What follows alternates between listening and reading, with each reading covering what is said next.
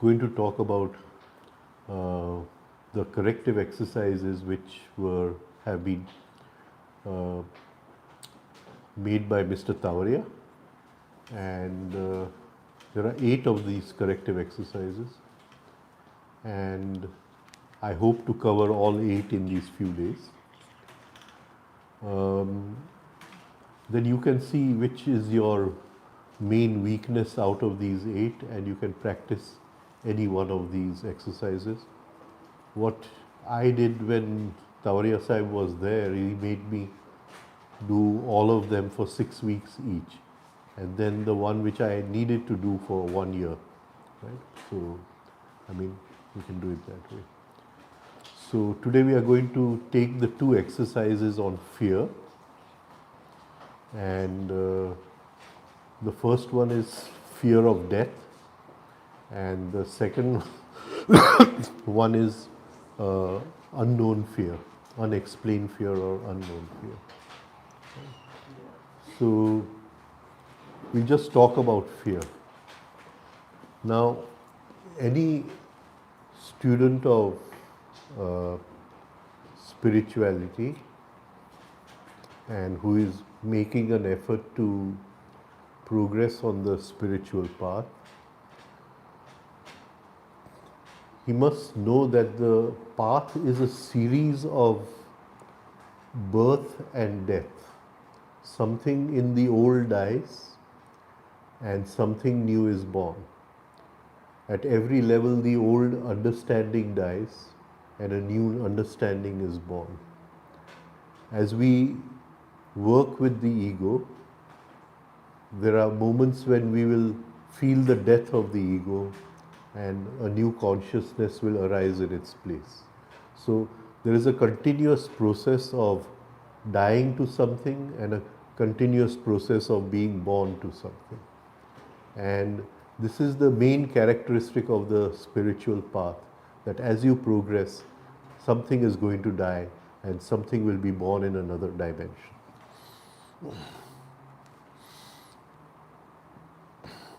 So, what we normally interpret as death and birth is that something dies in this dimension of time and space, and we don't really know unless we've made an effort to experience the other dimension of time and space where there is new birth, right? Now, in a way, this process is there in nature. The flower dies to give birth to the seed, and the seed dies to give birth to the new plant. So there is this continuous process of renewal in nature, the continuous process of regeneration. And as we, rise in consciousness, we will be experiencing death at different levels. And if we want to hold on to the old, we can't hold on to the old, we can't let go of the old, then we may not be able to rise to a higher level. So today we are going to take these 2, fear of death and unexplained fear. Now, a child is conceived in the womb of the mother, and in the womb there is total security. There is no question of fear. But a point comes where the child wants to escape from the womb. It is seeking a kind of freedom, and for that it comes out of the womb, and when it faces life for the first time, one of the first emotions this child feels is that of fear. So in the womb there was safety, as if you're taken care of, but once you come into life, there is always the feeling of fear. Now, fear is pre-programmed in man, as it is pre-programmed in animals, and that is to alert man to the possibility of danger, right? So if there is a presence of danger somewhere, then it is that emotion of fear which brings about, takes care of our safety.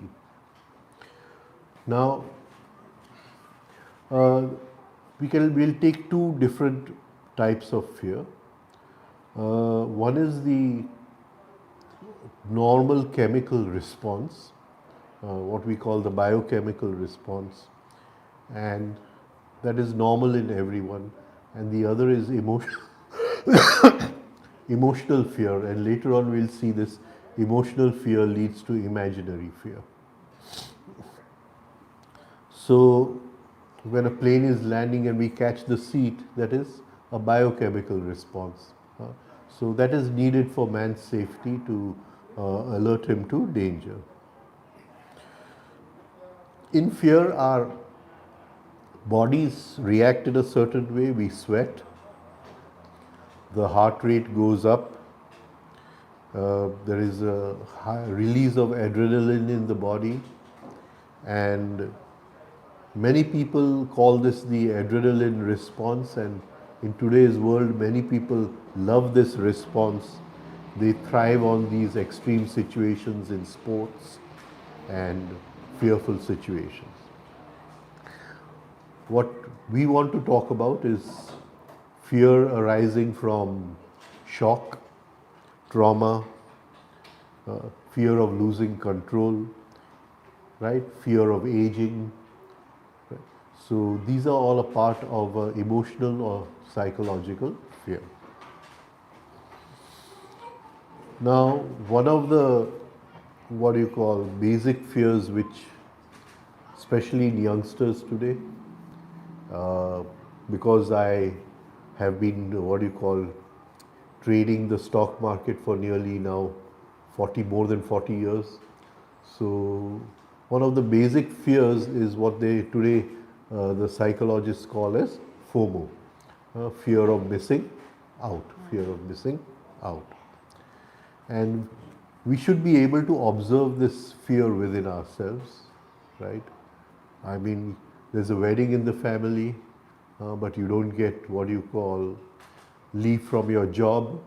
So there's this fear that I'll miss out on something, right? So it is a feeling of anxiety of not being included in some event in life, not being in the know. And today this is a big thing in today, what do you call what do you call social friendship and all, what we do on our phones and all. And if somebody is talking about something, there's always the fear that if I don't keep updating my Facebook page or something, I'll miss out on something, the fear of missing out. So it is a kind of inner, what you call, state, apprehension, emotional state, where we feel that other people are in the know, but we are not in the know. And this is the fear of missing out. We feel that other people are having enjoyable experiences and we are missing out on those experiences. So there's an inner fear that if I don't act, I'll regret it.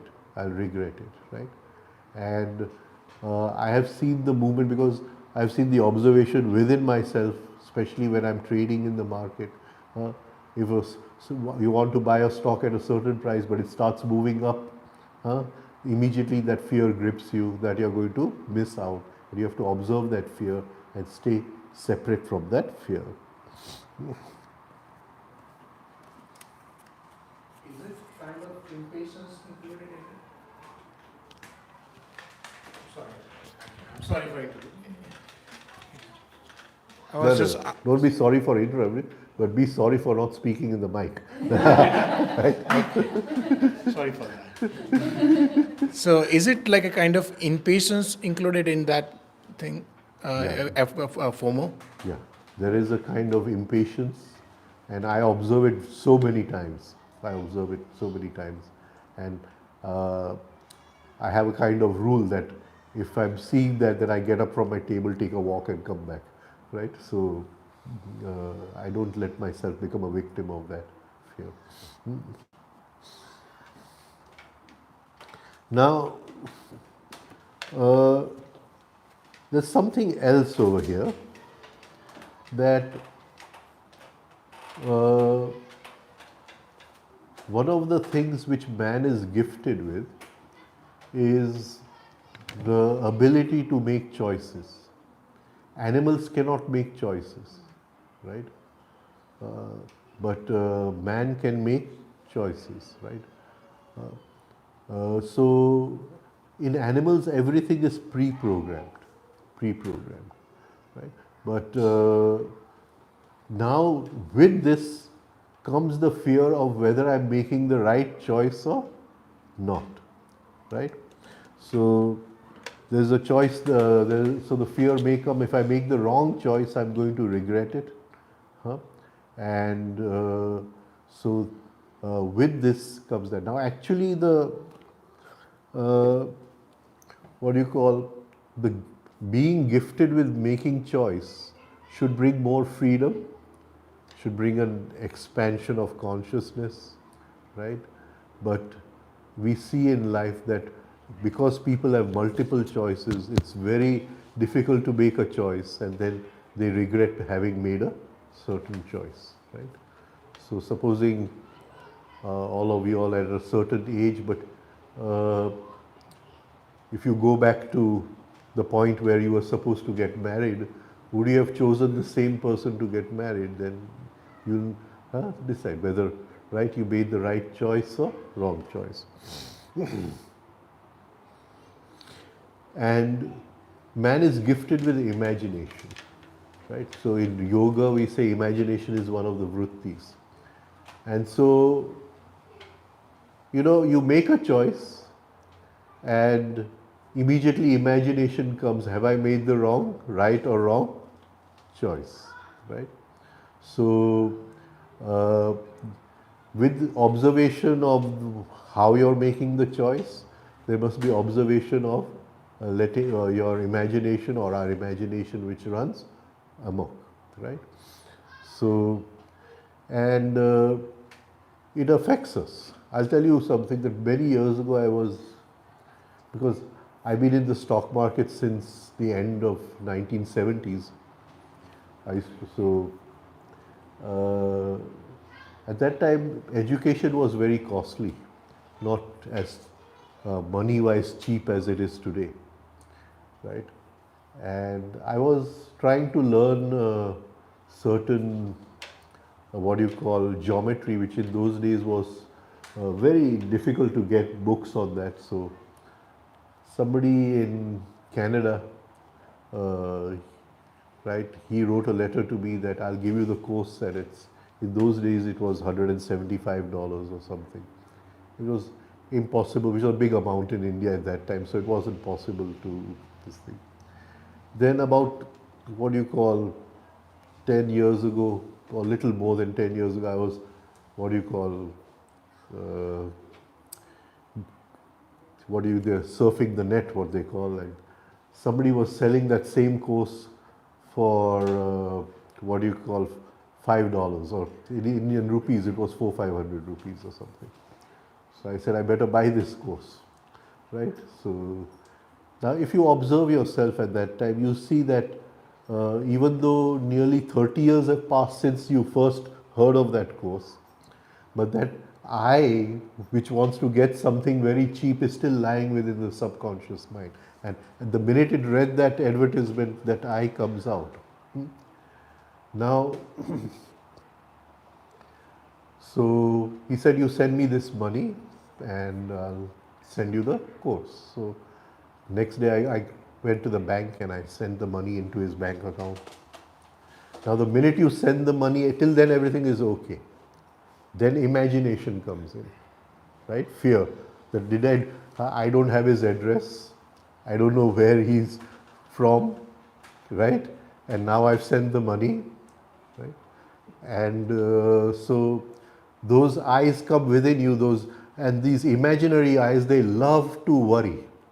They love to worry. They're always looking for something to worry. So suddenly, 5 minutes ago, there was no worry. You were happy sending the money to that guy. And the minute you send the money, suddenly you start worrying, right? And then there are people who can add salt to the worry, and the best person is the wife, so Or the husband. yeah. Maybe. So you sit on the breakfast table and the wife will tell you that how can you send money without knowing anything, right? If you had asked me, I would have told you, right? So when we make a decision in life, when we make a choice in life, right? Then this part is always what you call within us, where it will come, have I made the right choice or not, right? And that it sometimes with imagination it can run completely amok, right? And we have to observe that and be free of that. Otherwise it will spread a kind of fear within us, right? And we'll, yeah. Here you. Yeah. So while talking about this, I just realized that we have a biological fear, like which is ingrained by nature to Instinctive us. fear, yeah. Okay. Biological. Okay. And one is like we create in ourselves due to environmental Psychological fear. conditioning. Psychological Okay. fear. So how to differentiate between these two? What is it, like real fear that is meant to like protect us from any threatening situation, or it's like what many eyes you said who love to create that fear in us? Yeah. I mean, it's not so difficult to differentiate if Okay. you work upon it, right? So today you live in a house. How much of instinctive fear is necessary in today's world? Very little. Maybe if you're crossing the road or something, right? There are no wild animals, right? You're not walking in the jungle in the dark, right? So that, what do you call, the hangover of that fear, we must understand that that fear is no longer necessary. It's there to protect us at certain times in our life, right? But the rest of the fear is imaginary fear. It is more imaginary, comes from our imagination, and we have to work upon it. Yeah, but the fears, like you gave example of walking in the dark and getting scared of animals, has been changed into different, like a speeding car or a kidnapping or something. Uh, People are not safe in their house itself. So those fears have changed their form from like ancient times. So like the basic core of differentiating between fear, which is biological or natural to or instinctive to protect us, and from environmental conditioning. Like if you can talk about that, it will be helpful. I'm coming to an Yes. exercise. Okay. I'm coming to an Okay. exercise, Okay. right? What I'm trying to tell you is that you take a rabbit, and a rabbit lives in a burrow, right? So if the fox comes, it'll go into the burrow, right? But after some time, it'll come out again. It won't live in the imagination that the fox is waiting over there. Can you understand? Right? You read in the paper that somebody's house has been robbed, right? Then we live in the imagination that what will happen. Right? This is imaginary fear. Imaginary fear. So what I'm trying to say, even the rabbit, even though he knows the fox could still be there, still comes out to see whether everything is clear or not clear. Right? So what we read in the paper are exceptional cases, right? But we live in the imagination that this can happen to us, right? So we have to work on imaginary fear. If you really want to progress on the spiritual path, because the spiritual path is death at every moment, right? Then fear will never allow you to progress. The basic, what we call, flaw of all seekers is fear. That is what I'm trying to just bring to you.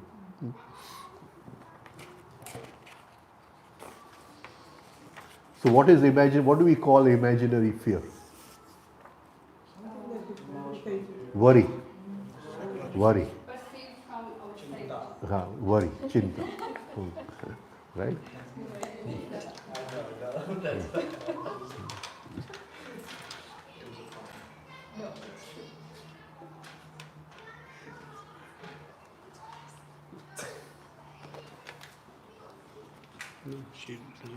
So learning to choose and learning to choose well is something which you have to develop. Now supposing I'm living in imaginary fear, anxiety, right? Can I make the right decision? Huh? No. Right? So at the time of making the decision, where is the decision coming from? Where is the decision coming from? Is it coming from a state of inner consciousness? Is it coming from a state of inner happiness? Then more than likely it is the right decision. But if it is coming from a state of worry, from a state of anxiety, right? Uh, you know the deeper meaning of the word worry. When you now you have dryers in your washing machine. In the old days, when you wash your clothes, you had to twist the clothes to take out the wring. The clothes. Wring is the root of worry, right? So when you worry, you're in that state where somebody is taking out all the juice from us, right? So anxiety is a state where we are always concerned about situations, difficult situations. Like you said, we are concerned about threats, right? And the result, yeah.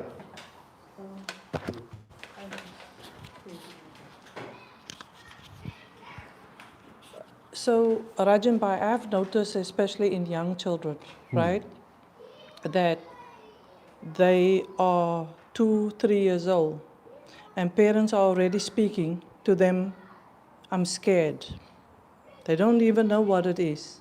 And I've seen parents role modeling where the mother is frightened for a spider, and for a spider or any little cockroach, and when she sees it, she jumps and all that. The And kid, the kids mimic. and they mimic. They mimic. And I would like to see, because this is where it starts. Right.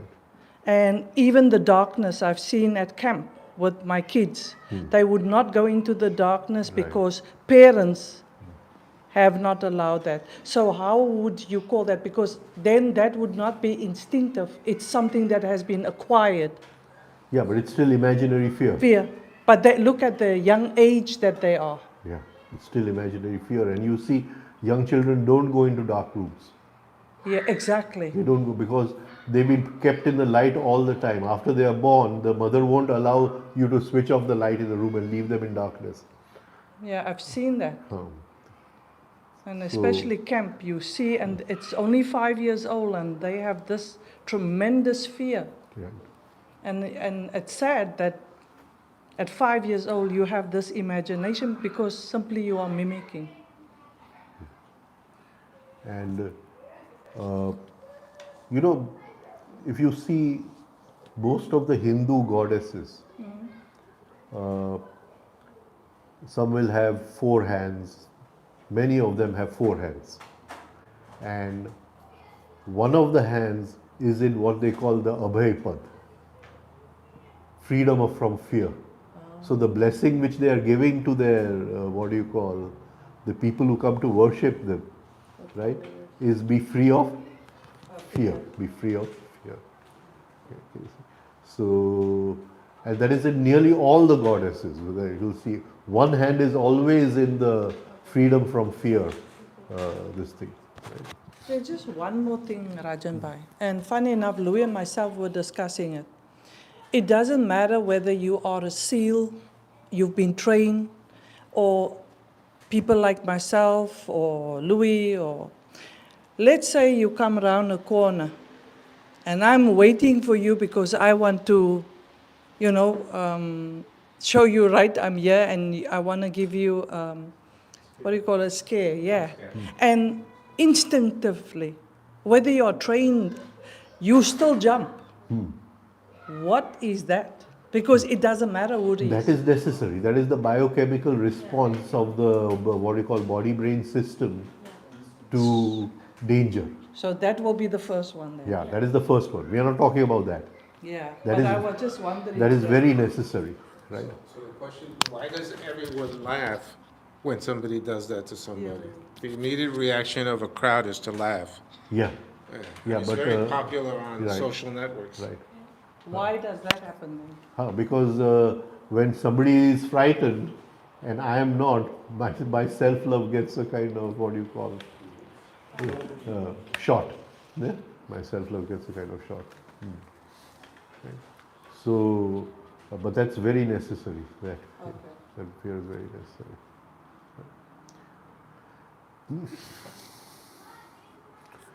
And to live a life in anxiety is most of the time you're fatigued, exhausted, and it can also lead to a lot of physical pain. Anxiety. Now, a lot of us are bombarded by what you call advertising campaigns, right? And they sort of what you call give nourishment to this fear of missing out, right? So they'll say only 2 seats are left at this price. Can you get it? And you suddenly have that thing, and that's something you must observe in you because immediately come, okay, should I do it? Now, even if you don't want to do it, you'll feel like doing it because only 2 seats are left at this price or something. So, That's trap.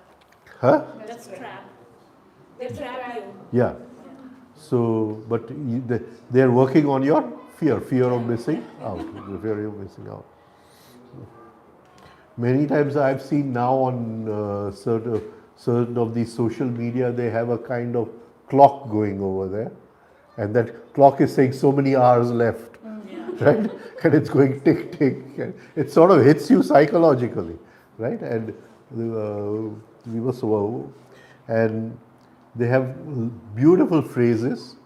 Supplies will only last till don't miss this exciting offer. I am going to be, if you take this offer, I'll be giving you tons of free content, right? And all this. So, when you look at this, look inside it. Where is it affecting me? At what point is it affecting me? Right? And if we can bring observation there, consciousness there, to that place where it is affecting us, right? Then, what do you call, we can rise above this fear. So there is a certain understanding that everything in life cannot be done. If I'm in my job, I can't enjoy a wedding. I can't do both at the same time, right? I can't come to a space in life where I have all the knowledge which I need to know. It's not possible. And one of the things when you make a decision, switch off the chatter. This is the first step, right? This monkey is chattering all the time. And when we make a decision, we want to make a decision from a meditative state where the monkey is not chattering, right? And those decisions will be very well made decisions, right? Where you have multiple choices. And today's world, the problem is the choices are increasing every day. We are just bombarded with choices, bombarded with choices. So the thing is to create a meditative attitude from within and make a decision in life that whenever I make a choice, whenever I make a decision, I will calm my monkey a little, even if I'm not practicing meditation or rhythmic breathing. Best thing is to practice the 3-step rhythmic breathing, but if I'm not practicing, I'll listen to music for 10 or 15 minutes and then make the decision which I want to make.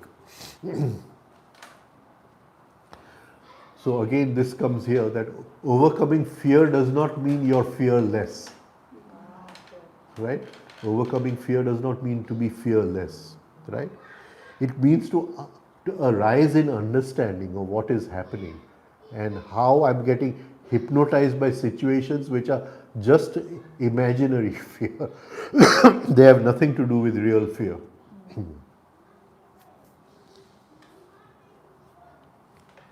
But like you said, from childhood, certain pathways are made in the brain, and those pathways lead to fear. And just by working on this understanding, as we observe, we'll change the pathways and come to a state where we are free of imaginary fear. Imagination.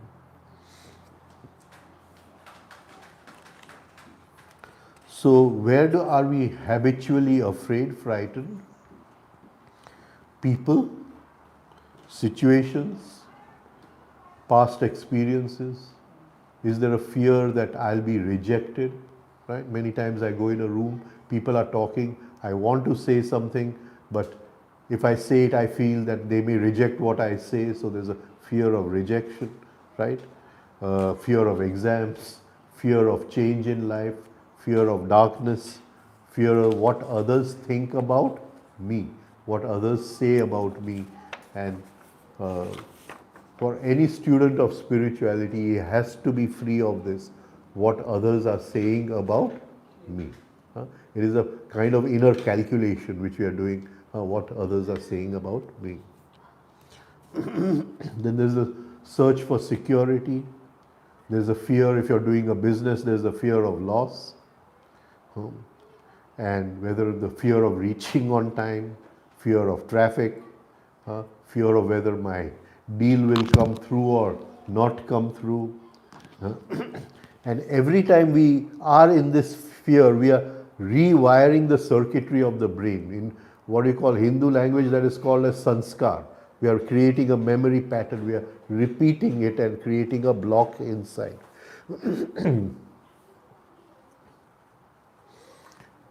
Now, sometimes this happens, right? Say yesterday I saw a horror film, or I saw a film on spiders, right, or snakes, right? And then I'm walking somewhere and a hanky falls on me, right? And I'll have the same response, right?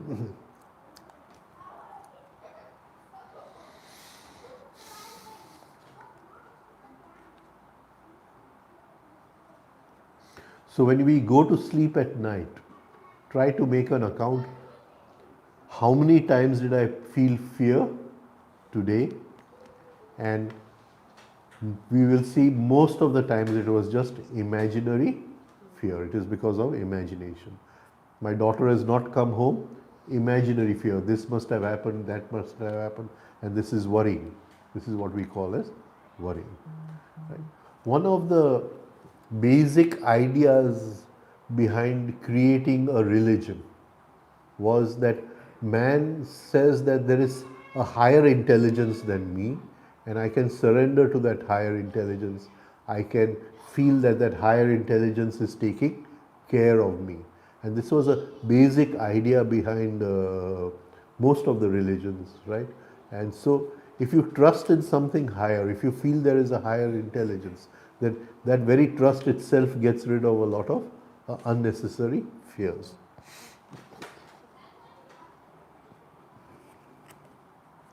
Now, as we go deeper into meditation or into self-observation, all of us have a dark side within us, right? And we don't know what is lying in that dark side. And that dark side has to be encountered, and light has to be taken into that dark side. And that is the most deepest aspect of meditation, to take light consciousness into your dark side. Right? And if there is fear of moving into the our own dark side, right? I know that one of my aunts, I used to sit with her in the evenings and say, why aren't you doing these exercises and all? She says, she will go to the gym and do exercises, but she won't do our exercises for 10-15 minutes a day. And she says, but your exercises are going to bring out things from my subconscious and unconscious mind. I am frightened of that. I don't want that to come out, right? So this is something which, when we want to work on ourselves, that is, take light into the dark side, bring consciousness in the dark side, right? We must face fear.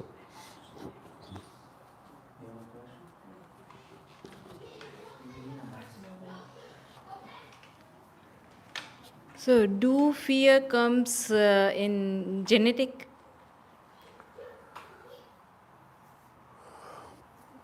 Okay. Uh, Yoga does not believe in genes, but see, supposing in one lifetime I have been frightened, say, 1,000 times. So at the moment of death, what happens to those 1,000 fears? They will, they will all become one drop of perfume. They'll all gather together. Because of the 1,000, it may have a certain intensity, that drop of perfume. And that perfume is called as essence, the soul. It becomes a part of the soul. And it goes across time. Now, that does not guarantee fear in the child. It does not guarantee fear in the child. But it has a tendency towards fear. So when the child is born, he is now come with a certain intensity of tendency towards fear. And if the mother and father give water to that tendency, it will grow. Or if the mother father deal with that tendency, it may also get less. Can you understand what I'm trying to say? Now, before the soul is born through a mother and father, the soul is looking for a mother and father, right? And the soul comes with all these tendencies, with a whole, what do you call, library of tendencies. And it finds a mother and father, but the soul is on this side, mother and father are here, and the soul has to be born as a child on this side. So this mother, the DNA, that is the mother and father, the DNA, it acts like a sieve, gurney. Certain qualities will come through, certain qualities the mother and father may not allow to come through, certain qualities the intensity will be increased, and certain qualities the intensity will decrease. So if the father is a very angry person, then if that tendency to anger will increase a little. Can you understand? But if the father is a very meditative person, then the tendency to anger may decrease a little. Right? So that is the effect of DNA upon sanskar. The effect of DNA upon sanskar. So there is an effect, but in the end, these sanskars are in the child. Which sanskar gets nourishment, which pattern gets nourishment is most important. Right?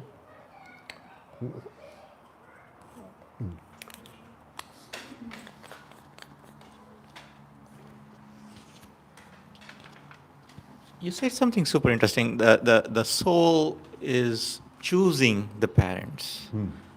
Is that a choice or an assignment? And if it's a choice, then what is the role of karma? Like, what's the role of karma if it's a choice?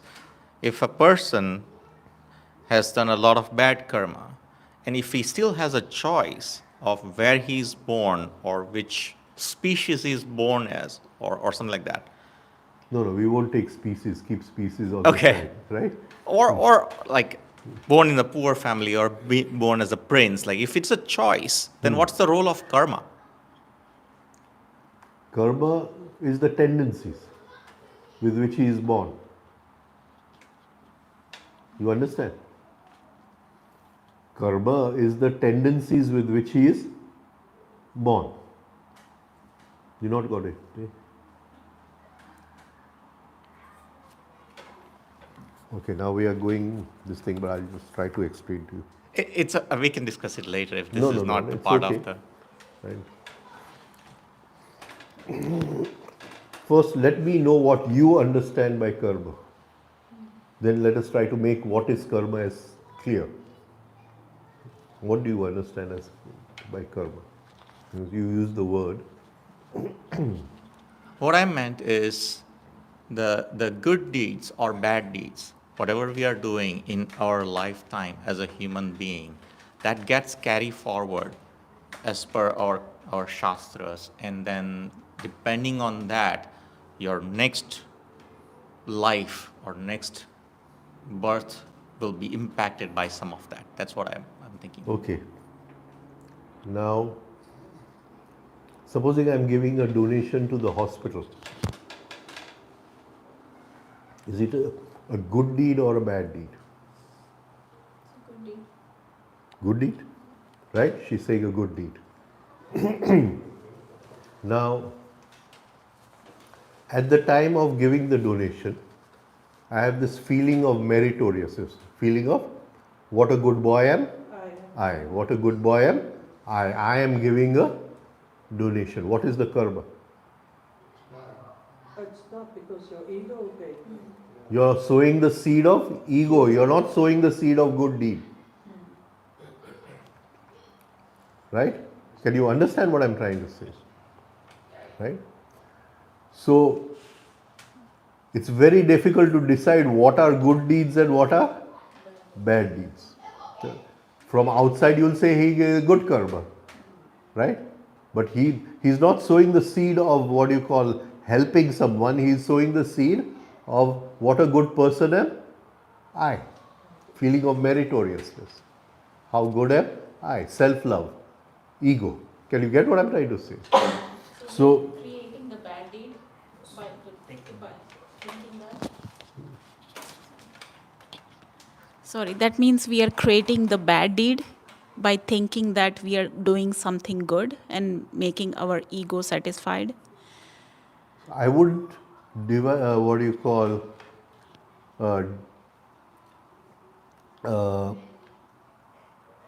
what do you call divide karma into good and bad. Right? Karma is a law. Right? If you sow a mango seed, you get a mango tree. Yeah. Right? So karma is a law that if you sow a seed, you get a certain fruit.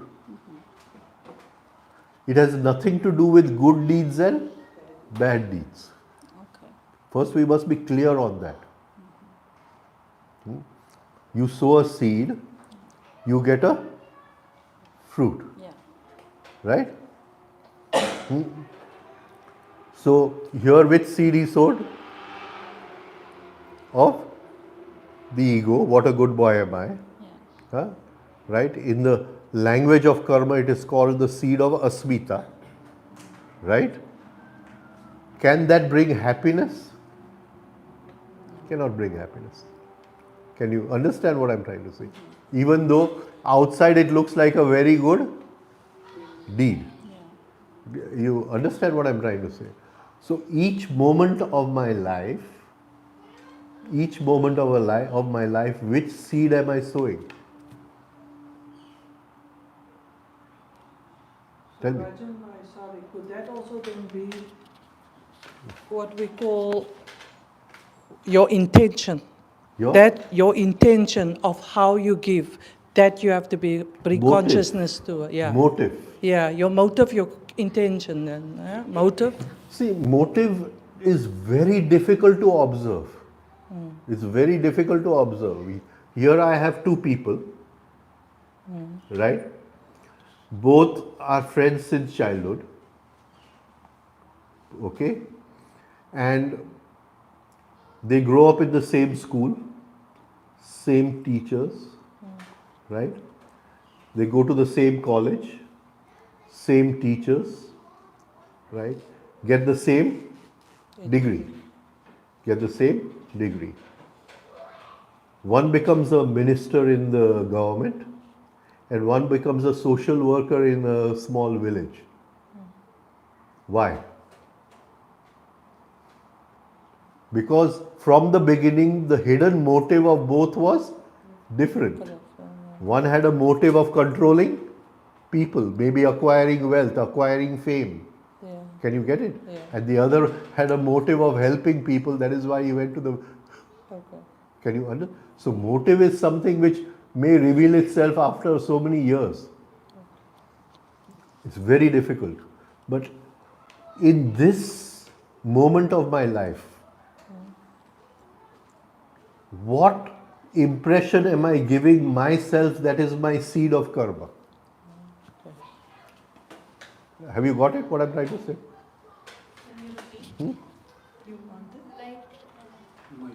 Supposing you say something in this moment and I am irritated, right? So what seed am I sowing for myself? Irritation. So if we take the seed of karma as rag and dvesh, I am sowing the seed of dvesh. Can you now understand what I'm trying to say? Yes, Yes. So this irritation which I have sown inside just now, but I have been irritated so many times previous to this moment, right? So all that irritation is lying somewhere in my dark side. Can you get it? And that irritation has a certain frequency. It is not dead. It is alive. It is vibrating at a certain frequency. And in that frequency, what is it asking for?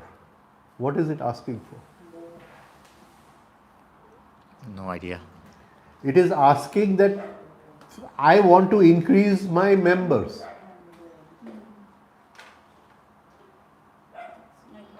No.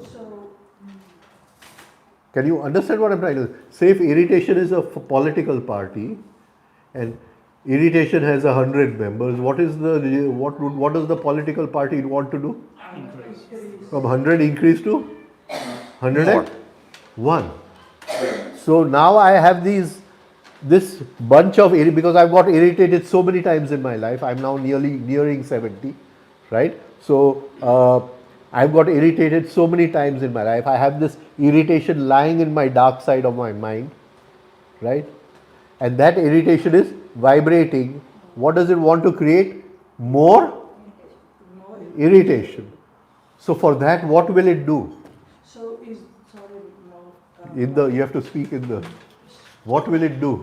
sorry, Rajan Bhai. So is that how you invite events into your life of Exactly. That irritations? is what I'm trying to come to. Okay. That is what I'm trying to come to. That irritation wants to become one more.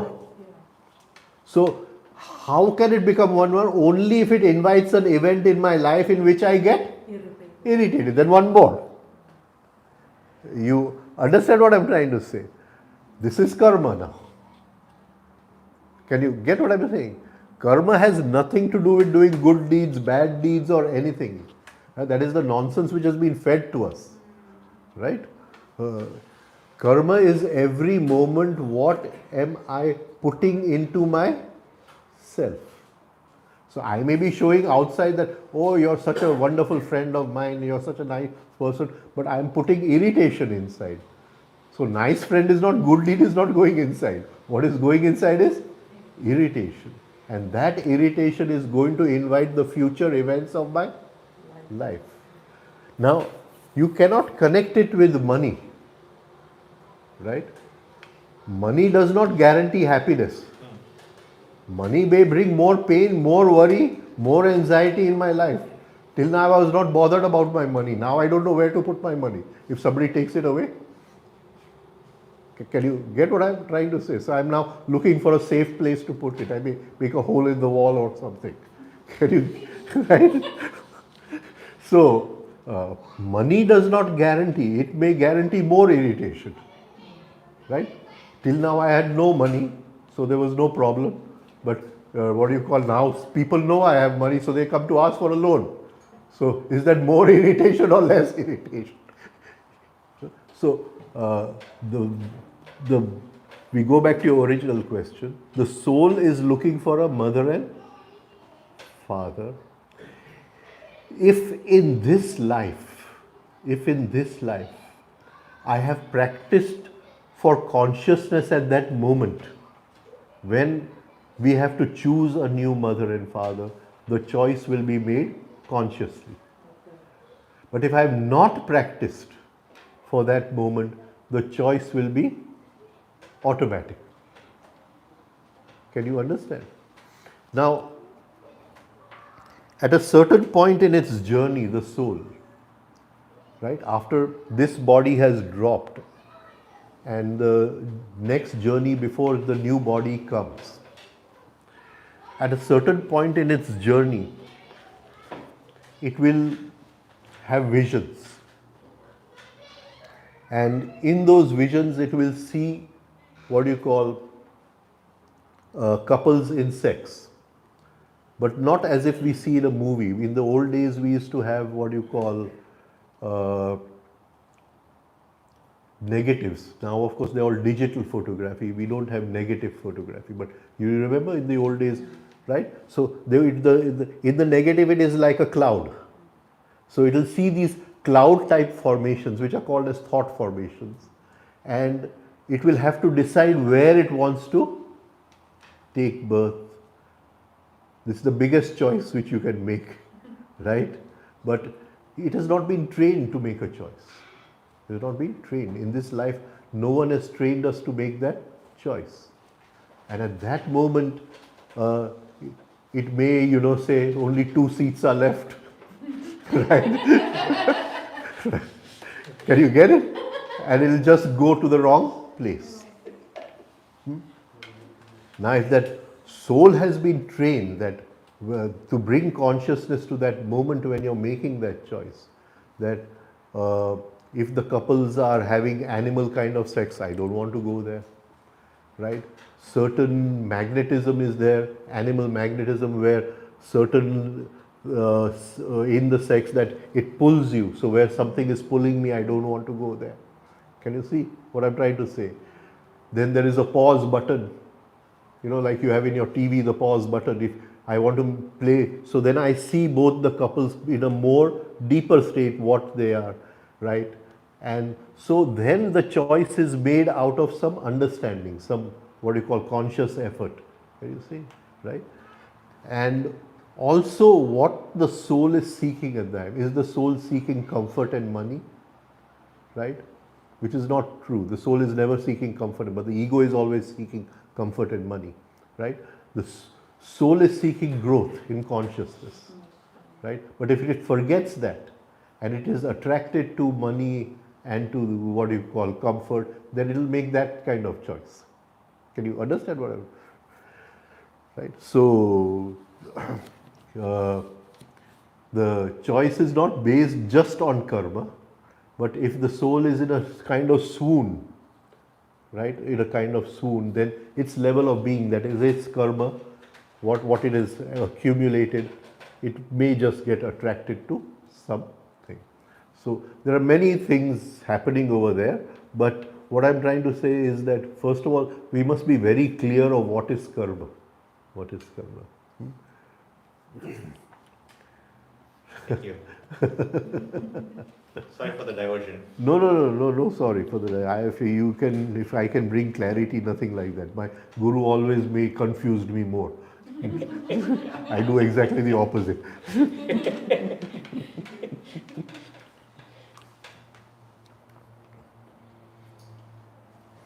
Now, is there a relationship between fear and attention?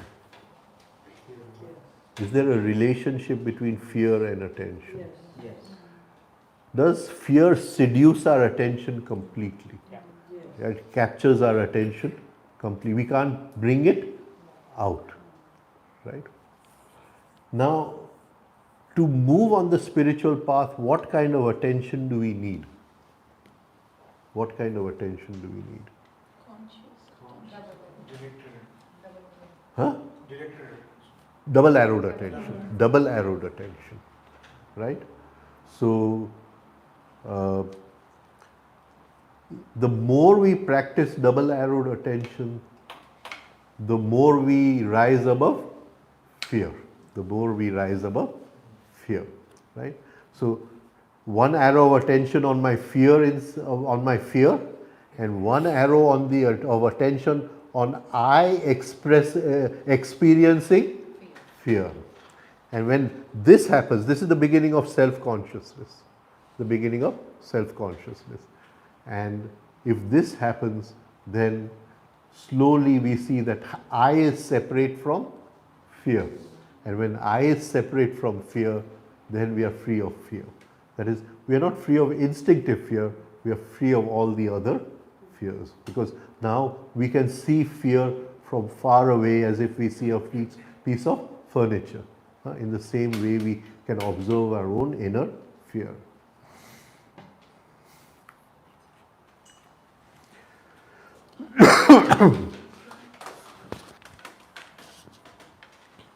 Sorry, I have a question. Yeah. So, how to do this double arrow attention you said? How to create it? Who's willing to write on the board? You're willing to write on the board? Okay, I'm going to now divert from here. In the end, we'll take one exercise at least, so we can start practicing. I will divert. There are 4 levels of attention. 4 levels of attention. The lowest level of attention is zero attention. When I'm in a daydreaming, or I'm brooding that somebody, insulted me yesterday, right? Then I'm in a which level of attention? Zero level of attention, right? See, the only currency we have on the spiritual path is attention. Only currency we have. Everything revolves around attention, right? Okay, thank you. So, the lowest level of attention is zero attention when we are daydreaming, or we may be reading a book, and when we go to the next page, suddenly we see that we have not grasped anything from this page. We have read the page with zero attention. Zero attention. We may come out of a movie and we are still thinking about the movie, and we are driving the car at the same time. We are driving the car with nearly zero attention. You take a chair and sit there. Take a chair and sit there. So that is zero attention. The second level is attracted attention. Attracted attention. Right? So, when we are watching a good serial, do we have to hold our attention in the serial? No, it attracts our attention, right? So, there is no effort to hold the attention in the serial. It may be a good novel, right? Detective novel or something, James Bond. Then the the novel itself holds our attention. So the second level of attention is attracted attention. Say if you're scanning through a magazine with zero attention, right? And suddenly there is an advertisement, you take this pill and you live 100 years longer, right? So from zero attention you go into attracted attention, and this you will experience many times, right? Yeah. Zero and attracted attention.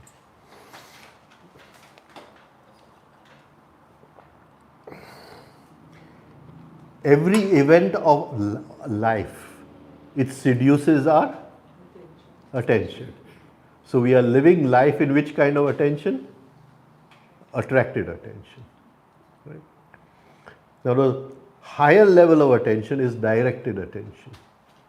Right? So when we are studying for an exam, it is directed attention. Right?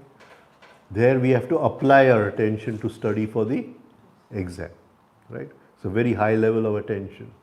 And if we can bring attracted attention and directed attention together, that is, I study for the exam but I also have an interest in what I am studying, then there is a combination of directed attention and attracted attention, and that is one of the good places to be in life, right? In life. But if I'm not finding interest in what I'm studying, then it will be only directed attention. I have to make that effort to hold my attention in the subject.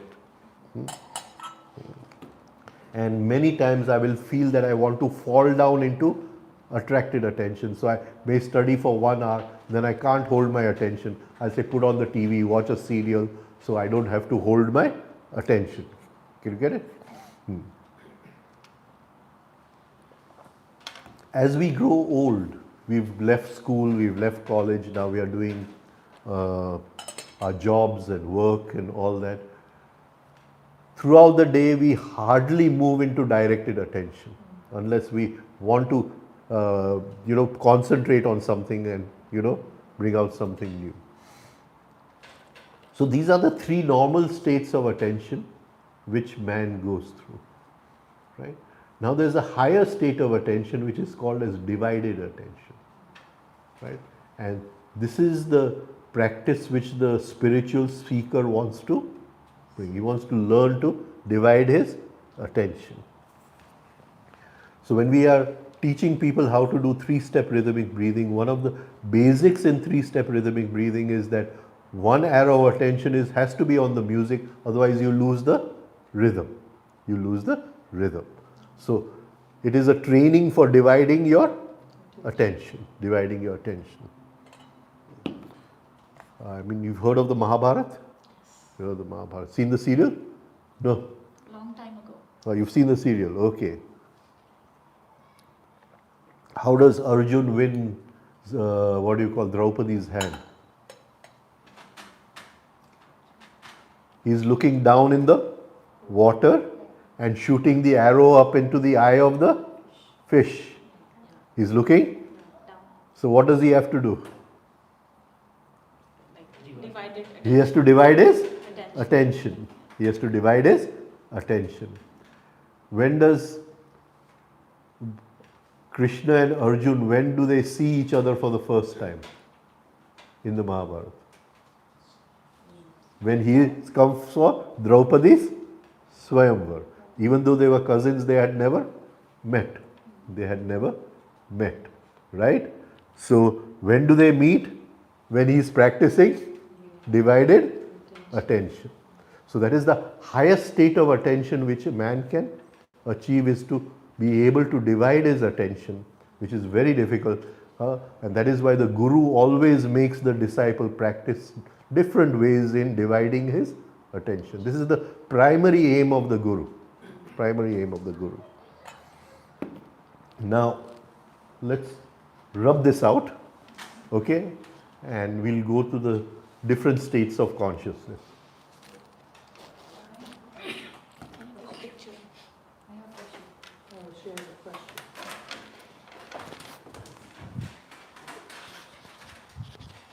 So, Uncle. Yeah. So I guess with the directed attention, when you are in the directed attention, you need some attraction there, right? Like if I am attracted to the subject. Yeah. And I'm and also directing. directed attention. But I may not find interest in the subject. Right. Huh? Yeah, like if I'm not then I have to interested. put total directed Total attention. directed. Directed. But isn't it that like if you try to take interest in that subject, and if Then there it is becomes a mixture of attracted and attracted, divided attention. and is it only possible to divide when you have both? What?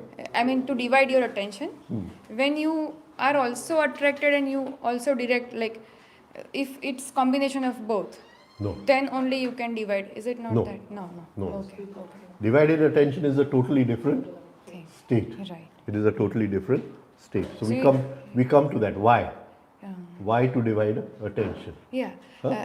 But you don't need this attention attracted there. No. You can direct no interest, but you are directing and you can If still. your attention is attracted, you will forget to divide. If your attention is attracted in some serial or a Yeah. novel, you will forget to.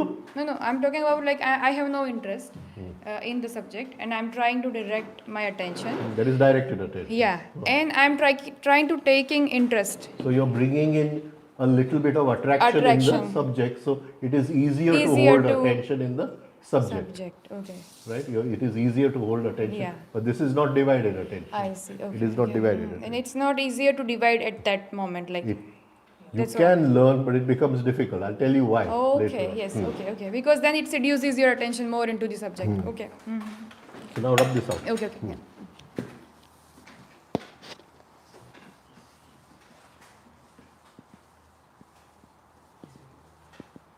I hope this much is clear. This much is clear. Now, there are 4 states of consciousness. The lowest state of consciousness is called as sleep, nidra.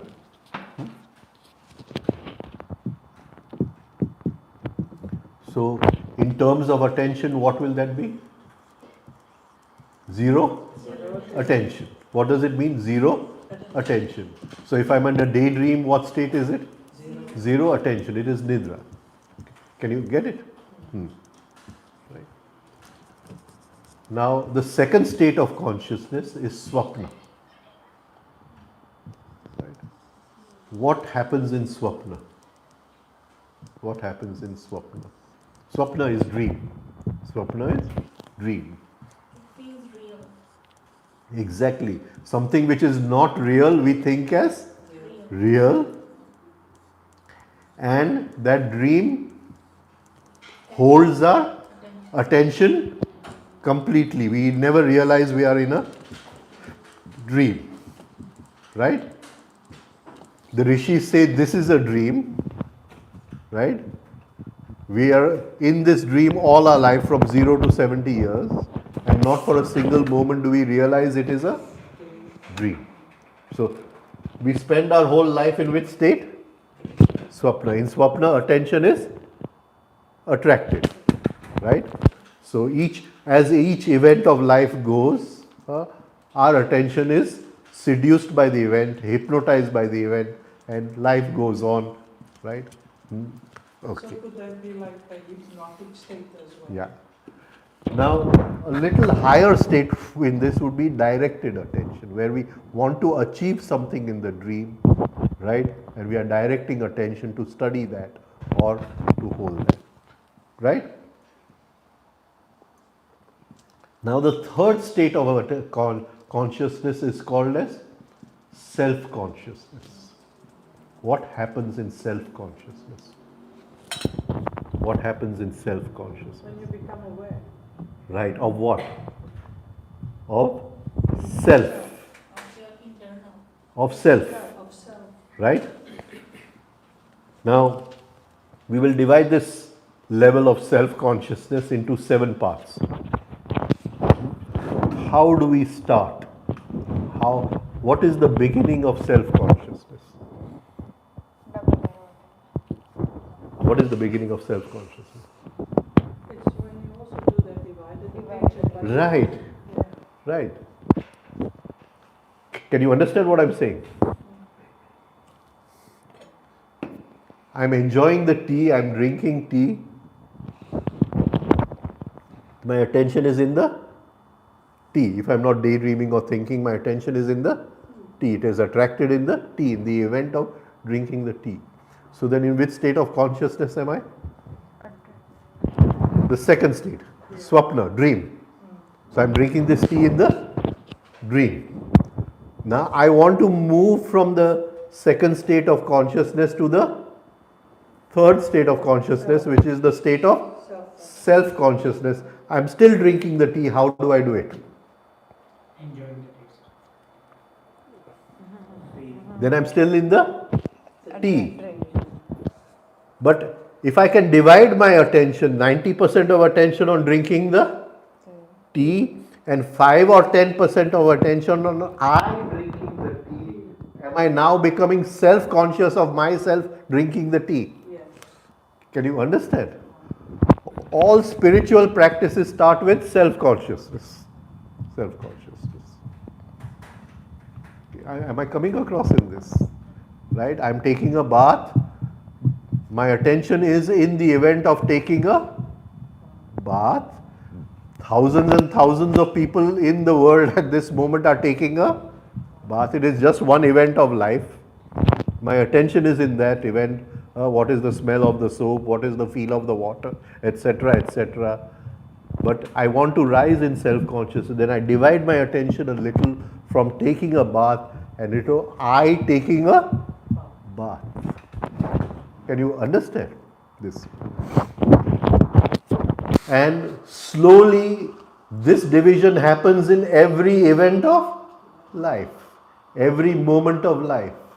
There is a feeling of I in this.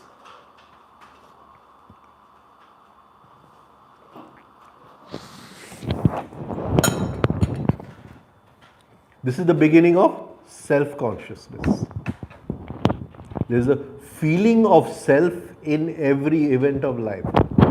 Now, what difference will it make to the drinking of the tea with the feeling of self?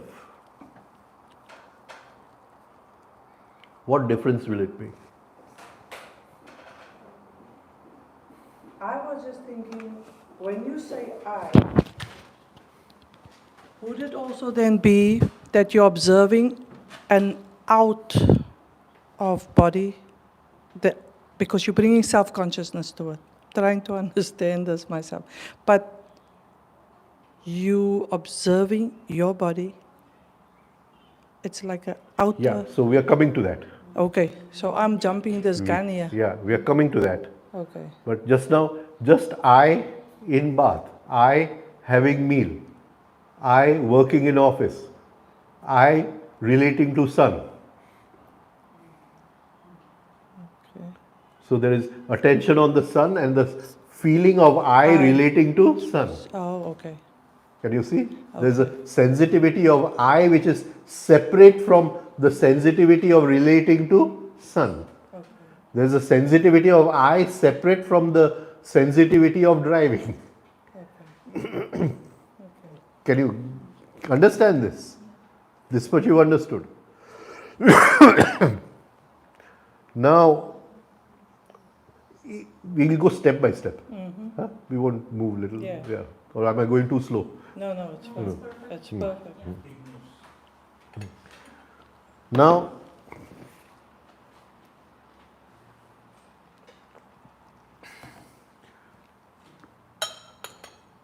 what is the experience of drinking tea with the feeling of I? Or you're listening to me, sitting and listening to me, but you're sitting and listening to me with the feeling of I. You're dividing your attention. 90% on what I'm saying and 10% of I listening. I in the event of listening. Okay, what is the experience now? What is happening to the richness of life? I'm probably not right, but I was going to say you're in the present moment, so you're Right. enjoying taking a shower rather than automatic. Yeah, you cannot feel the I without being in the present Moment. You have to be. The present moment is the doorway to feeling the I. So first you have to come into the present moment and then you feel yourself in the present moment. But what does it do to the richness of life? What does it do to the richness of life? Happiness? Enjoyment? Yeah, that is a byproduct.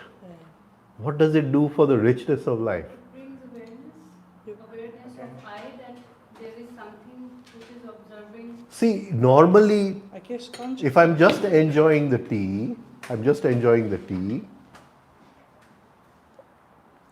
then I'm taking in the impression of tea. Can you see? I'm living life, say 50%. I'm taking in the impression of tea. But if I've divided my attention and I'm feeling the I and feeling the tea, there is a sensitivity of tea and there is a sensitivity of I drinking the tea. How many impressions am I taking in? 2. Can you see? I'm suddenly doubling my what do you call grasping of life. In life, at the end of life, if I was to take in so many million impressions, right? In one life now I've taken in double the impressions, one extra impression each moment of I doing this. I don't know if I'm coming across here. You're right. You have enriched your life. Suddenly life has become very rich. Your money has doubled in the bank overnight. Can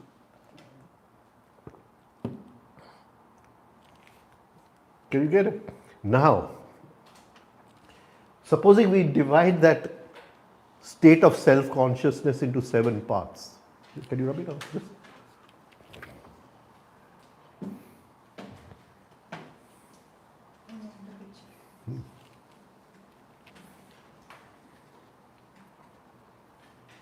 I think the air conditioner is closed down, it seems.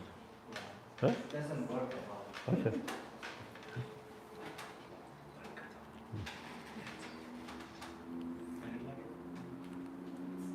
You can open the doors. That's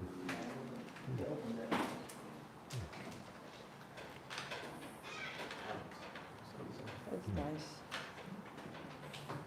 Just what she's right, are a lot of people in fear of living in the self, of not just tasting the tea, but also seeing themselves taste it?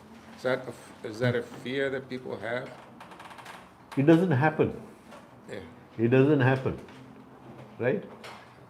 But if we have been practicing rhythmic breathing for a long time, then we have automatically divided our attention. And then we'll see suddenly we are drinking tea and feeling self at the same time. It happens spontaneously. It happens spontaneously. And that is why I insist so much on practice of rhythmic breathing. Right? Now, what is happening over here? What is happening over here? I hope you all are interested in this, right? Rajen Vakil, I guess then eventually you start reaching consciousness. You bringing consciousness to self-consciousness to everything. Yeah. Self-consciousness, right? So. Oh, sorry. Just ask. Oh, please go ahead. So in each moment of life, now there are two events happening. One, the event of life which is coming to meet me. It could be any event.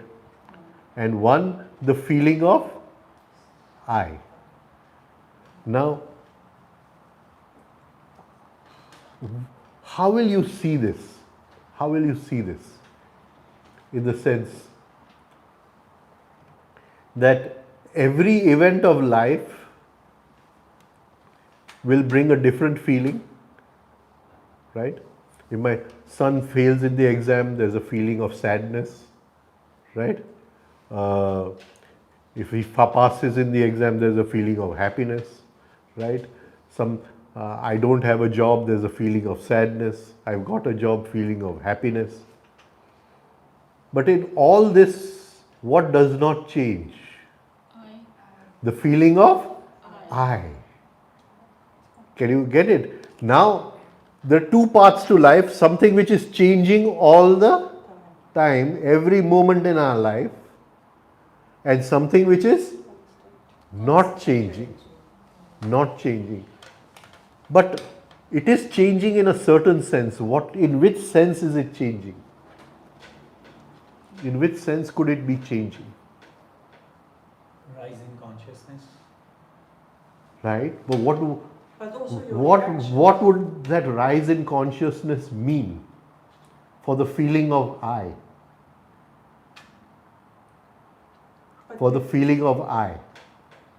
But don't you become more aware of your reactions as well? Exactly. We are coming to that. But I'm talking about the feeling of I, which does not change, but it changes in a certain sense that sugar is sugar, but the intensity of the feeling will keep on rising as you rise in consciousness. That is, as you rise in consciousness, the I will be separating from life completely. Can you see? It's like, crystallize. This is the process of crystallization. It is as if you're climbing a hill or a mountain. Can you see? You're on top of the mountain, you see something different. This car is over here. After 5 minutes, it's going to be here. But when you're at the bottom of the mountain, this car is over here. You don't know where it's going to be after 5 minutes. Can you understand? Right? You've risen in consciousness, that feeling of I, as if it is looking at the world from above it, as if it is woken up from the dream of life. Can you understand? This is self-consciousness. Right? Life is low and you're looking at life from a different, So as if you've climbed a mountain, you're rising in consciousness. The feeling of I changes. The feeling of I changes. It becomes more and more intense. Now, as she's saying, two things happen with the rise in consciousness. First, there is deep sensitivity. So the energy of sensitivity becomes more and more powerful. That is one thing. And the byproduct of consciousness is what? Happiness, enjoyment. Something more? Empathy. What is the byproduct of consciousness? Empathy. Love, empathy, love, right? So we have not worked for love. We have not worked for love. We have risen in consciousness, right? And in that rising of consciousness, two things have come about. Deep increase in sensitivity, right? And I won't use the word love. I don't like to use the word love. So I'll say a deep increase in the softness of life, right? So that even when I'm touching this mic over here, it is as if I'm touching a human being. I'll touch it with that softness, and that is the feeling of love. Not love for someone, but love where the lamp has lit, and the light of that love falls on whoever comes in front. You're helpless. You're helpless. It is not I love you and I don't love you. It has nothing to do with that. That is not love, right? So with consciousness, the byproduct is softness. In life, there is a softness for it. Then you cannot get angry on anyone because you're in a different state where anger is not possible. You cannot get irritated with anything in life because you're at a state where there's totality, you're accepting everything in life. There's a deep sensitivity. And you will play the game of life with much more intensity than normal people. Can you understand what I'm trying to say? That is, if somebody dies, you will feel the sensitivity much more than, it is not I don't care, there's nothing like death. At a level of understanding, you may understand there is nothing like death. And you may even know what happens after death. But at that level of sensitivity, in the drama of life, you may cry more than other people also cry. Because that is the what we call the setting of the game of life. You're a good player in the game of life. So three things will happen. You'll rise in consciousness, your perception of life will change, right? The feeling of I will change each moment, and a beautiful softness of life will come. Whatever you touch in life will be so soft and beautiful, right? That each moment will bring happiness and joy, because softness can only bring happiness and joy. Where there's aggressiveness, animalism, it can never bring happiness and joy. So that is rising the 7 levels of the, many gurus have called this 7 steps to samadhi, this thing. Now, what is this feeling of I? What is this feeling of I? Let's go back to this feeling of I. What's the time? Oh, 7:30, right? What is this feeling of I?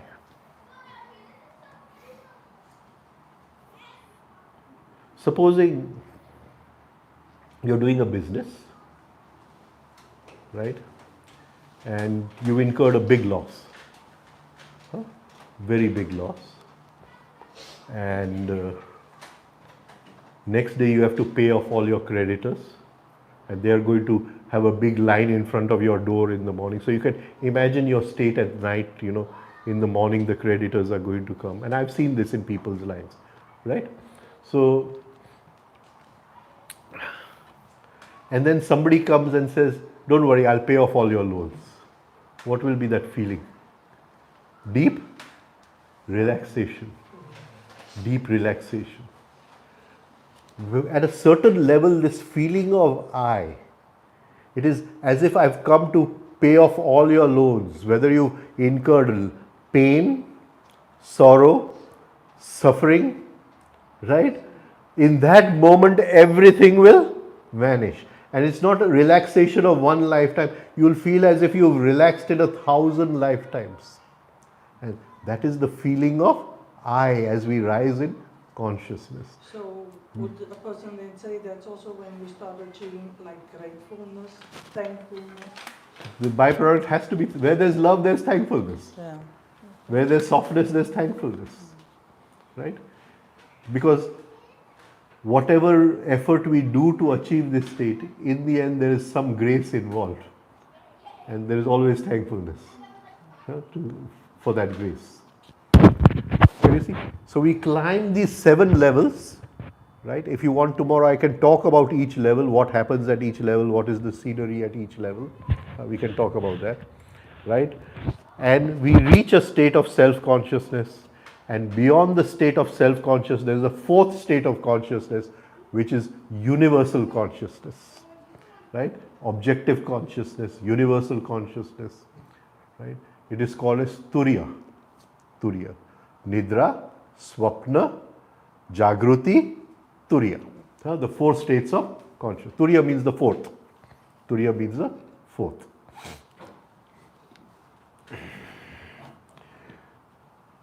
You know, when God made this game of life, he had a big problem. What was his problem? What was his big problem? When God made the game of life, what was his main problem? Man will become God. Many players. In that universal consciousness, everything was one. Everything was one. In that universal consciousness, everything was one. So if you and I are one, then if you take away my money, there's nothing like my money, because you and I are one. So can the game of life run? Game of life can't run. So God had to create something which in the Hindu terminology it is called as avidya. Avidya. Avidya means ignorance plus unawareness. Ignorance plus unawareness. So even though you and I are one, right? My money is my money and your money is your money. Can you understand what I'm trying to say? Now the game of life can run because you and I are separate. But as we rise in consciousness, what will start happening? What will start happening? That suddenly you will get glimpses of that universal oneness. And that is the 4th state of consciousness, where there is no individual I also. There is no individual I also, right? That also dissolves in that. It is just a universal consciousness, right? That is the 4th state of consciousness. But for that we have to make the effort to climb in this state of self-consciousness. And all our effort is nothing else to climb in the state of self-consciousness, and that is called as abhyas. And what pulls us down to a lower consciousness, to leave that is called as vairagya, right? And that is all our effort is for this 3rd state of consciousness. Once we are at a higher state of consciousness, that will come down and give us glimpses of that universal.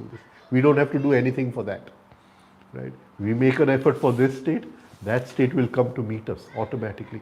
Even if we climb 2 levels of this state, something of that state will come to meet us. That is grace. That is grace, right? Just one question, Rajan Bhai. In that state, is that also when you have the realization that, you know, you came in with nothing and you leave with nothing, everything else was a bonus? That suddenly, as you long time said, when somebody steals my iPhone and I say they stole my iPhone, it never belonged to me in first place. Yeah, right. Does that happen in that stage too? You'll get glimpses of that state. You get glimpses. And slowly you'll move to that state, right? But if you want to take birth again and again to help people, then you'll have to hold on to some part of this. Okay. Right, because then once you're there, you dissolved into the universal consciousness. Right? So, but if you want to come back to help people, then you will have to hold on to something of this state. Right? Okay. Now, something else from this, because we've come till here and we've digressed from the path, sort of. What is our feeling of I? Can you rub out everything and just write feeling of I? What is our feeling of I? What is our feeling of I? When we use the word I, what do we mean? What do we mean? Something exists inside which we are not aware. Yeah, it's like a vague. Something is there, but it's a vague. It's not clear at this point. Okay. Supposing you were to observe your feeling of I, would your feeling of I change? No. It changes all the time. So feeling of I is separate for everyone, right? It still changes all the time. Right? Only the real feeling of I, that is when we rise in self-consciousness, that will never change. It will become more and more intense. It will not change. Yeah, I was talking about that I.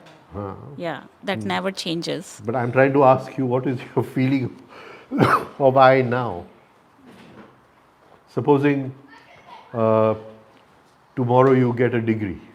You've been studying to get a degree, and tomorrow you've got the degree. When you say the word I, is the degree in that feeling of I? Right? Yeah. Can you understand? Okay, so this is the feeling of I, yeah. What is your present feeling of I? Can you get it? Yeah. Now your daughter is in front of you. Does your feeling of I change? But your boss is in front of you. Does your feeling of I Yes. change? Yes. Right? Okay, say tomorrow you were to win a lottery and you have so much money in the bank. Will your feeling of I change? Yes.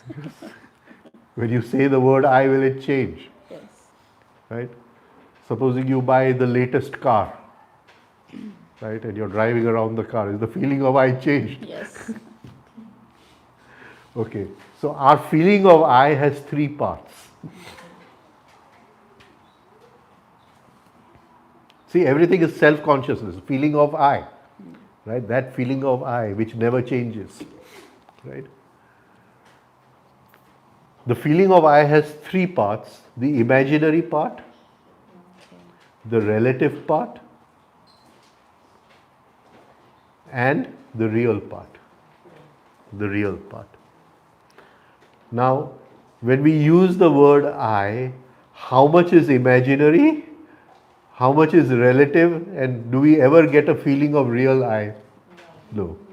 We lost it after somebody named us. We were given a name, the feeling of I shifted to the name, and the real I was lost. It never comes back in life. It never comes back in life. Yeah, please give her the... So this all chaos begins with once we are given the identity, right? Right. So like I'm Mayuri, Yeah, so I you are belong to Mayuri. this family, I landed in this family. So there what everything starts. Right. So, Reality is gone. huh? Reality is gone. Yeah, the real feeling of I is gone. Because we don't know. See, when you were called Mayuri, then your parents would say Mayuri, Mayuri. Initially, you would not answer. Yeah. And slowly, they shifted your feeling of I from the feeling of the soul to feeling of Mayuri. Right? Can you see? Till then, you were getting a feeling of what the soul was. Huh? Right? So for our kids, like that's what we No, are no. also doing. First, all the false has to happen. Then we work upon the false.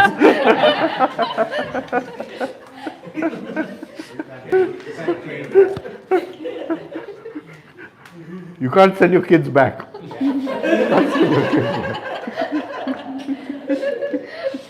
we have to go back first. You have to.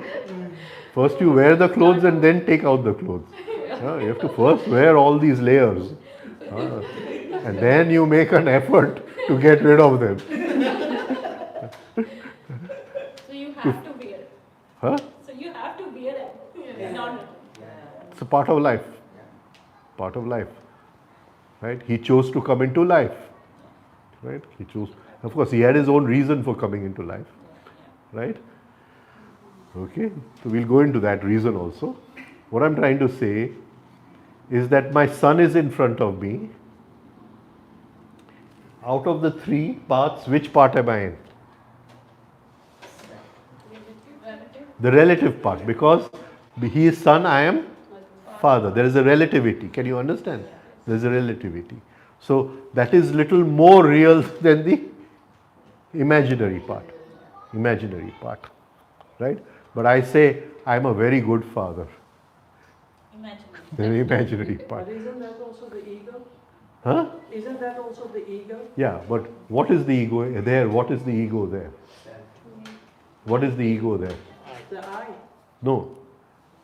I am a very good father. What is the ego over there? Imagining of the being good father. No, no. What have you done when you say I am a very good father? Right? What have you done? You have made a picture of a very good father and you attached a price to that picture. Now, supposing I tell you you are not a very good father, then your share value of father has fallen and you feel hurt. Can you understand? Now, was the picture imaginary or real? Imaginary. So, I am a very good father. That feeling of I which I am getting out of that picture is a part of my imagination. Now, you got a degree. You got a degree, right? So, we can say that is halfway between imaginary and relative, right? But I am a better engineer than her. Imaginary part, right? So, when somebody insults us, which part are they insulting? The imaginary part. The imaginary part. And as the pictures increase, which part of us grows? The imaginary part. We start taking the feeling of I from picture. From a picture. Yes. So supposing your boss gives you a medal, you've done good work, right? So your picture is going to expand, right? And the feeling of I which is coming from that picture, now I criticize that picture, you will feel hurt, right? Is that hurt real? Cannot be real. All imaginary. See, most of our suffering in life is imaginary suffering. Imaginary suffering. Right? And this we must realize. So, what we do when we move from the second state of consciousness, that is swapna to jagruti, or from dream to what we call self-consciousness, we are making this move to go back to the feeling of my real I. That real I. The one who took birth. The one who took birth. Right? So, but every moment our feeling of I keeps on changing. Right? So supposing you say you gave a good talk, immediately I have to observe my feeling of I which expands a little. I'm a good talker, right? That picture. So I have to immediately observe that.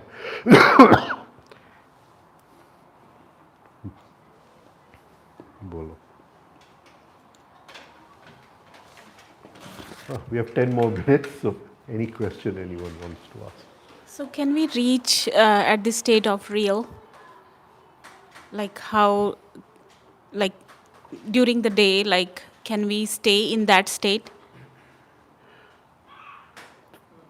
First of all, we must practice to be in that state. There's a little trick involved here. There's a little trick involved here, which I have not told you as yet. Right? That is why I say, please practice 3-step rhythmic breathing. Very important. Very, very important. Right? I'll tell you why. The doorway to self-consciousness is in the present moment. The present moment. Now, If I say I want to be in the present moment, I cannot be. Thought can never be in the present moment. See, thought has many components. One of the components of thought is what do you call memory. Why? Because no thought can be made without comparison. Right? Every thought is a result of comparing. And in comparing, there must be something to compare with. And that is why memory is a intrinsic part of thinking. So thought cannot take you to the present moment. Right? Feeling can take you to the present moment, and sensitivity can take you. Sensitivity is the energy of the five senses. Can you get it? So whenever you're going deep into sensitivity, you are in the present moment. Now what is the problem in the present moment? What is the problem in the present moment? Like we can't maintain that for long. We don't know. That is one part. And we are talking about attention.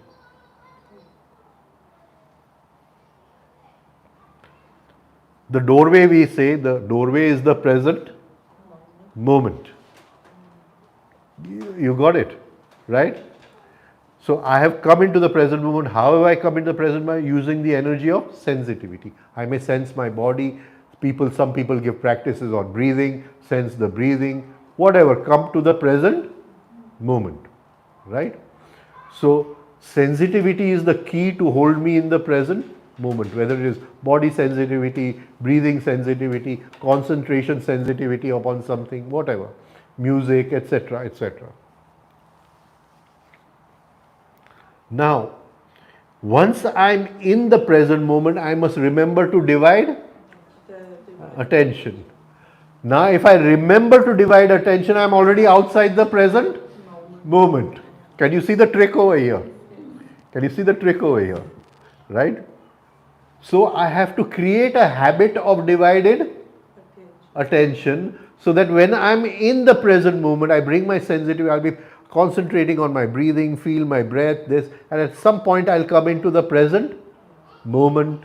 And because I've practiced rhythmic breathing so long, my attention will divide automatically, and I'll start feeling I in the present moment, I in the present moment, having a bath, drinking tea, whatever. Can you understand?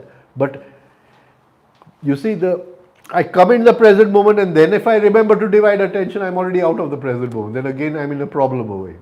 Can you understand?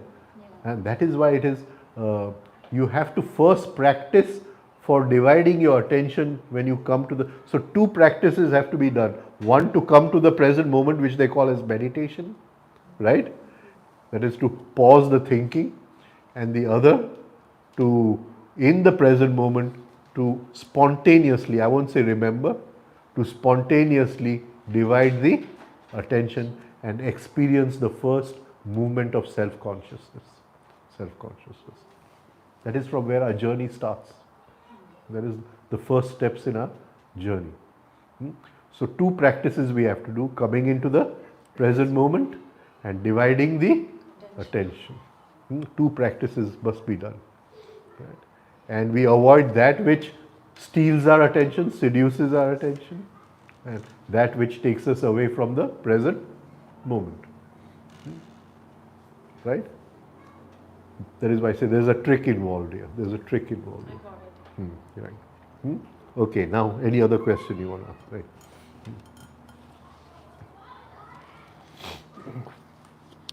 Are we doing exercise on the fear?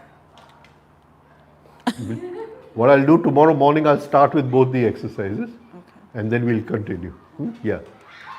I wanted to first talk a little bit about fear and then give the exercise. Yeah, the question is related back to when we talked about that there is oneness, like one consciousness, like we all came from that. Unity.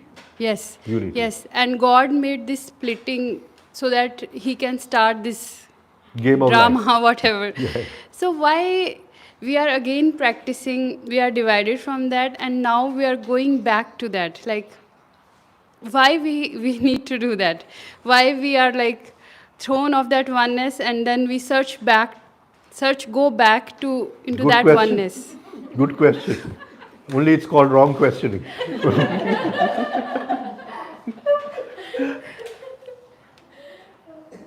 You know, there's no why involved over here.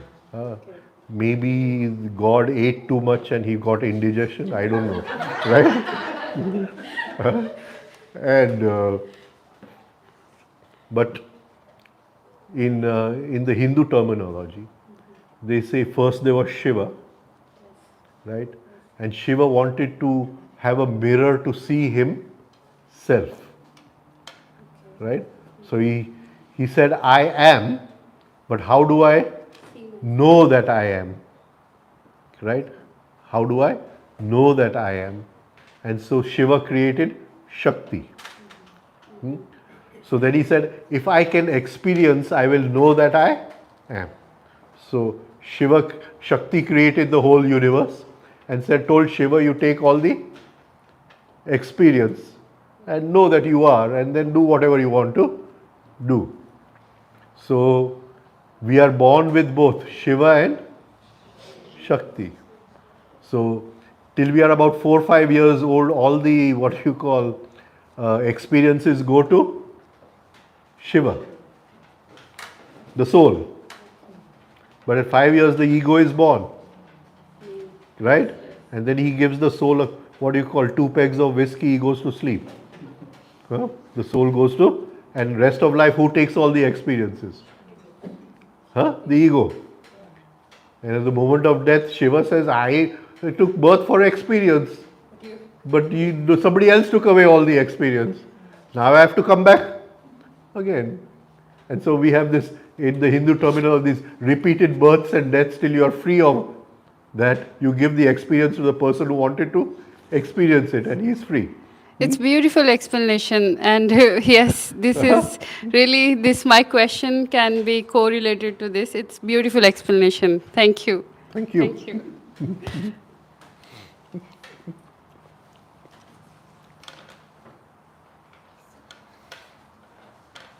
No other questions? We get any online? Yeah. There is one question.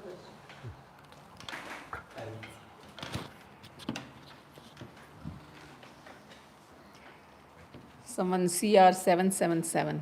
Oh. How long does put it 007. How long does it actually take to form a new habit? On the intensity of repetition. Now there are many things in this. The habit is first formed by the personality, and then it has to be passed on to the soul, right?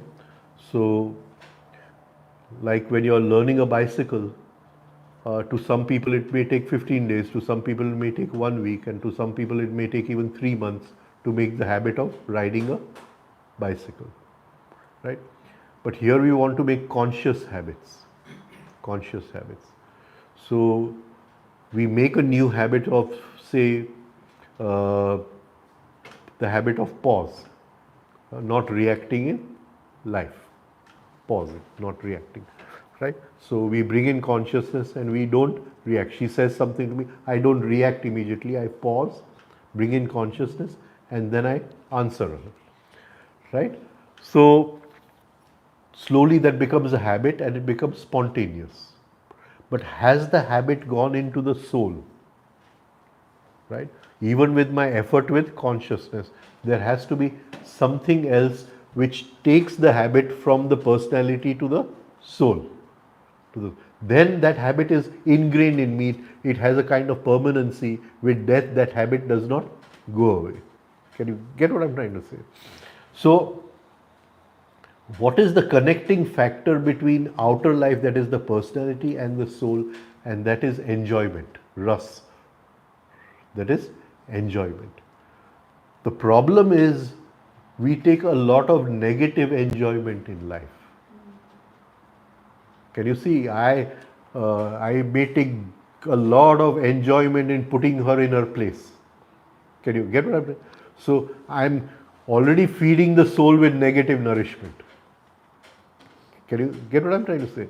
Or I feel that somebody has earned a lot of money and I am jealous, right? So I do something to make him fall a little, and I get great enjoyment out of that. So in life, as long as we are taking negative enjoyment in life, you get what I'm trying to say? Then we are feeding the soul with wrong nourishment, because enjoyment is the connecting factor between outer life and the soul. Outer life and the soul, right? But now I'm creating a new conscious habit of not reacting, right?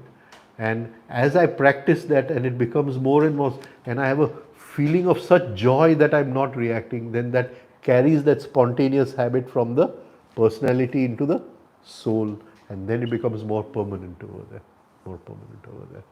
How long is depends on each person, right? How long, with what intensity he practices, and at the moment of practicing, is he practicing just because he has to practice, or is he practicing for the enjoyment of practice? So consciousness plus enjoyment must go together, must go together. But if I just practice because and there's no enjoyment, I want to get rid of the exercises in 10 minutes every day and go for my work, then it cannot go to the soul. Cannot go to the soul. It's what we call ras ho jaye. Ras. There must be, you understand the meaning of ras? Ras. There must be ras. And that is why we call Krishna as Makhan Chor. He steals enjoyment in each moment of life. The one who steals enjoyment in each moment of life. Right? Today is Ganesh Chaturthi. Ganesh's two wives, Riddhi and Siddhi. Right? He steals enjoyment and consciousness from each moment of life. Right? Another name, the vehicle of Ganesh is a mouse. And a mouse, what you call, steals from life. He'll throw a little bit of his, what you call, saliva, and he'll bite and throw his, and he'll steal from life, right? And so each moment to be able to extract enjoyment from life, and if we are creating a conscious habit, we create a spontaneous habit, a new habit of pausing, a new habit of bringing consciousness, a new habit of speaking softly, not becoming aggressive, of losing our aggressiveness. And as we enjoy that, as we bring joy in that, it passes on to the soul, and one day the body will die, but the soul will carry that with it.